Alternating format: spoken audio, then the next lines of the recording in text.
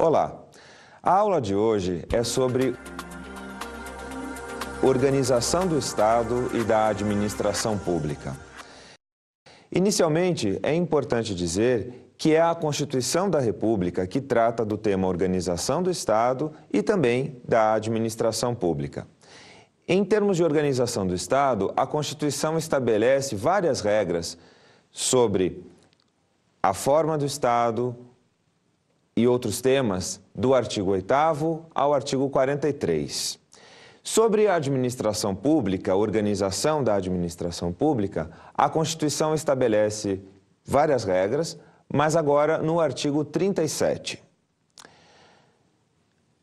Inicialmente, é importante falarmos a respeito da forma de Estado, que foi a opção do Constituinte.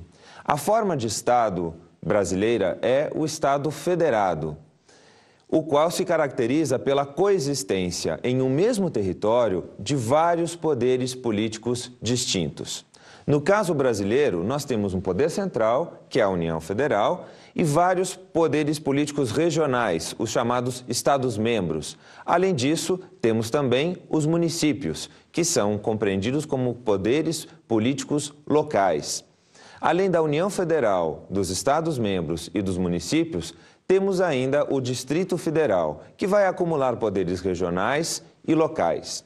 É muito importante deixarmos claro que todos os entes federativos, União Federal, Estados-membros, municípios e Distrito Federal, não têm nenhuma relação hierárquica. Todos são autônomos e estão no mesmo patamar. Todos são entidades autônomas, sem que haja subordinação de um em relação a outro. Os Estados-membros são entidades autônomas também. E esta autonomia, ela se expressa nas seguintes capacidades. Em primeiro lugar, na capacidade de autoadministração. Em segundo lugar, na capacidade de autolegislação. Depois nós temos ainda a noção de autogoverno, complementada pela noção de auto-organização. É importante ressaltar que a forma federativa do Estado brasileiro, ela é entendida pela Constituição como uma cláusula pétrea. O que significa isso? Cláusula pétrea porque não pode haver nenhuma proposta de emenda constitucional tendente a abolir a forma federativa brasileira.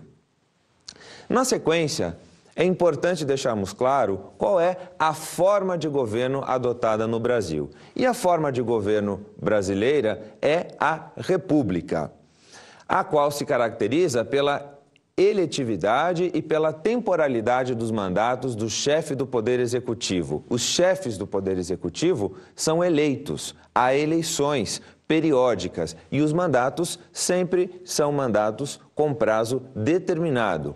Além disso, os chefes do Poder Executivo têm o dever de prestação de contas das suas ações para a população. Temos também o sistema de governo. Sistema de governo é um tema central quando falamos em organização do Estado. E sistema de governo no Brasil é o sistema presidencialista, no qual há o predomínio do princípio da divisão dos poderes. O presidente da República é o chefe do Poder Executivo Federal e exerce, com auxílio dos ministros de Estado, a direção superior da administração pública federal, cabendo a ele sua organização e estruturação. Vale ressaltar que esta organização, que é típica da União Federal, acaba se reproduzindo nos Estados-membros, onde o chefe máximo será o governador, nos municípios, onde o chefe máximo será o prefeito, e também no Distrito Federal, onde o chefe máximo será o governador do Distrito Federal. Ainda sobre a organização do Estado, o artigo 2º da Constituição estabelece o princípio da separação de poderes, também conhecido como princípio da separação de funções. E ali, no artigo 2º, a Constituição prevê que são poderes da União independentes e harmônicos entre si o poder legislativo, o poder executivo e o poder judiciário. É muito comum ainda confundir-se governo com administração pública, Mas governo não significa a mesma coisa que administração pública. O governo tem a incumbência de exercer a direção máxima, superior e geral do Estado, determinando a forma de realização de seus objetivos, estabelecendo diretrizes, pautando a atuação dos órgãos governamentais e também dos órgãos da administração pública. A administração pública, por sua vez, cabe seguir as diretrizes de governo, executar todas aquelas medidas que são estabelecidas pelo governo, não é? E, além disso, a administração pública cabe exercer a função administrativa, típica do Poder Executivo. É muito importante ressaltarmos que a administração pública pode ser conceituada sob dois aspectos. Um primeiro aspecto é o aspecto funcional e o segundo aspecto é o aspecto organizacional.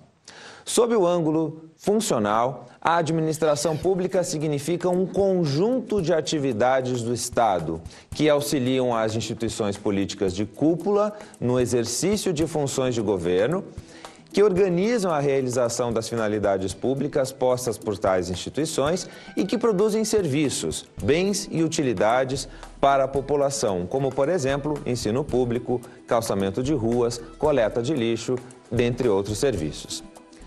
De outro lado, sob o aspecto organizacional, a administração pública representa o conjunto de órgãos e entes estatais que produzem serviços, bens e utilidades para a população, coadjuvando as instituições políticas de cúpula no exercício das funções de governo.